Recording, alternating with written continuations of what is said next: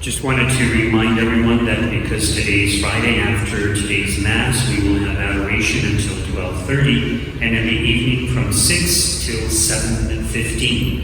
So those of you who are at home, just so you're aware of that, you could come and adore our Eucharistic Lord during those times. In regards to today's Gospel reading, our Lord points out that He is the Lord of the Sabbath.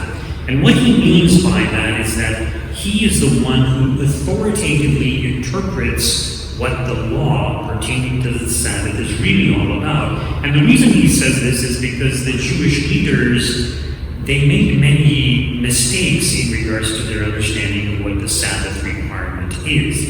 So recall that the part of the Ten Commandments is to remember to keep holy the Sabbath day, or for us the Lord's Day, which is the Sunday. So it was understood that on that day the Jewish people had to go to their synagogues. We as Catholics, we need to go to church. We can go Saturday evening because it's a Sunday Mass, it's an anticipated Mass. In the Jewish calendar, the Sabbath actually begins the day before. So for them, the Sabbath is Saturday, but it actually begins Friday afternoon. This is why many Jews will take Fridays off, or at least half of the Friday they will take off, because their Sabbath day begins. So they had to go to the synagogue, we have to go to church, and also it's supposed to be a day of rest, which doesn't mean you can't do any work, but you're not supposed to do servile work or the regular work that you normally would do. However, there are exceptions, as our Lord points out. So, for example, the priests work on the Sabbath. Imagine the priests in the temple, they had to slaughter animals and do all kinds of very physical manual labor in order to fulfill their priestly duties. So this is the ideal, but the Jews, in interpreting this and applying it to their lives, they had to come up with laws or regulations. Well, what does work entail? What if you do this? Is that considered work? And they went to extremes. So if you walked a certain distance, it was okay. If you went beyond that, then we would be breaking the Sabbath because you're walking too far. But what if it was a necessity? This is what our Lord is getting at. So He's saying that all these particular laws that the Jews came up with were extreme, excessive, and inappropriate. And the point is that sometimes things can come up. Well, what if you were only allowed to walk a certain distance, but you had to walk to the hospital or to get the doctor, and you had to go further? In other words, it was a matter of necessity. Same as with our Lord healing on the Sabbath day. Should we neglect charity? So the reality is that all the laws of God, the commandments of God, and all the laws of God, including the laws of the church, the foundation for these laws and rules and regulations is charity. So all the laws are motivated by charity, and all the laws ideally lead to the practice of charity.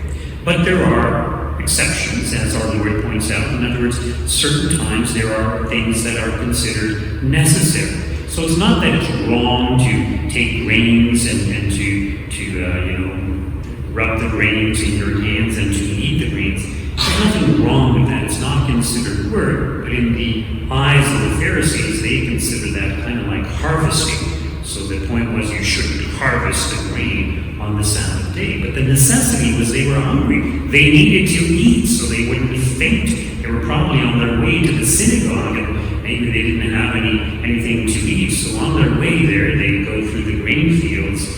Maybe our Lord specifically took them that way so that they could have at least something to eat so they wouldn't faint. But, of course, the Jews complained about it. Or even when our Lord refers to King David and how they were permitted by the priest to eat the bread of the presence, which it is not lawful for anyone except the priest to eat. It's interesting, this bread of the presence. Recently I did some research on that. And if you remember, when the Israelites were traveling in the wilderness, God gave them manna from heaven.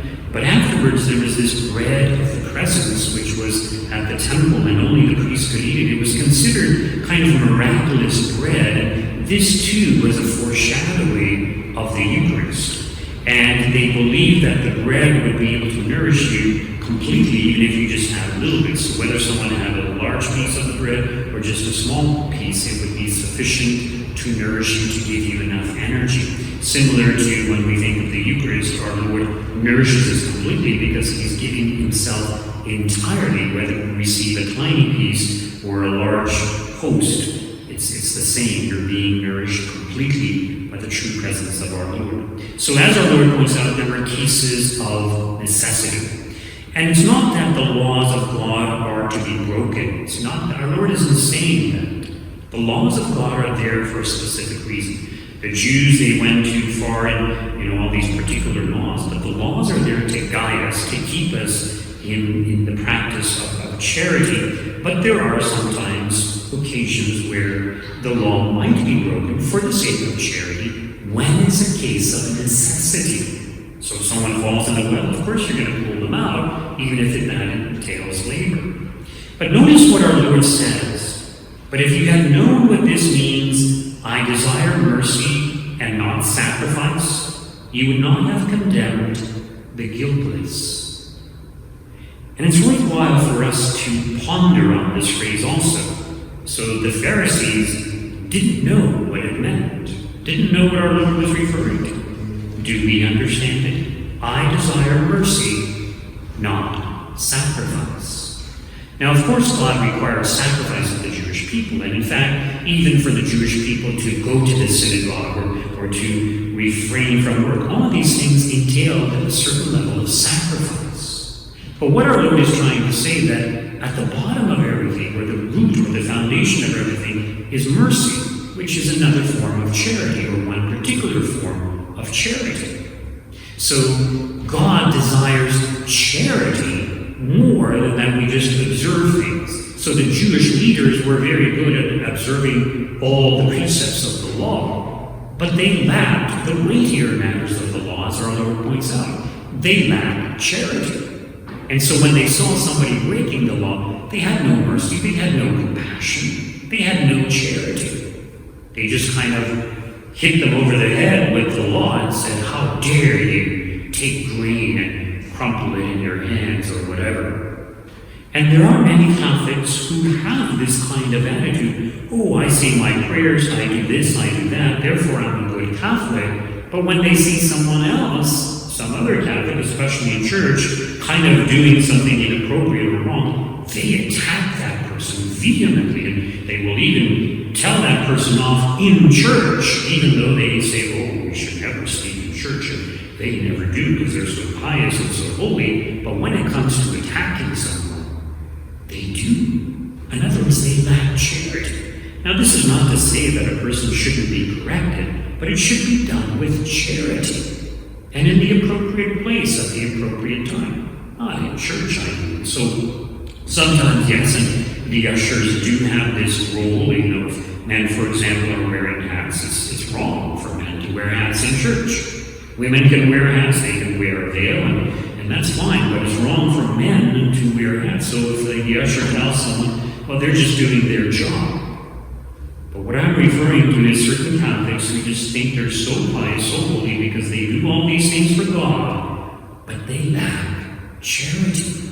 They lack compassion. They do not know how to show mercy. And you offend one of these people and they will not forgive you for a long time. They won't speak to you. In other words, they have no mercy. They're not willing to forgive. They have no compassion.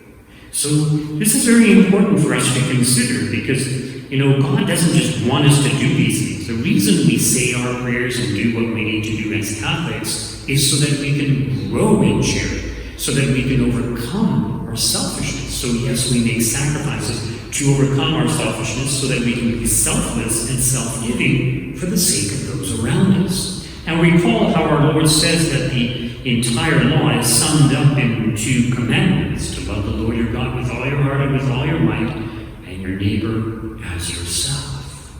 So this is what it's all about: love, charity. And if we truly had love and charity, we would do the right things towards God, and we certainly would do the right things towards our neighbor. And when we needed to correct our neighbor, we would do it with charity and compassion, but we would also keep in mind that sometimes, yes, There needs to be exceptions to the law when it's a case of real necessity.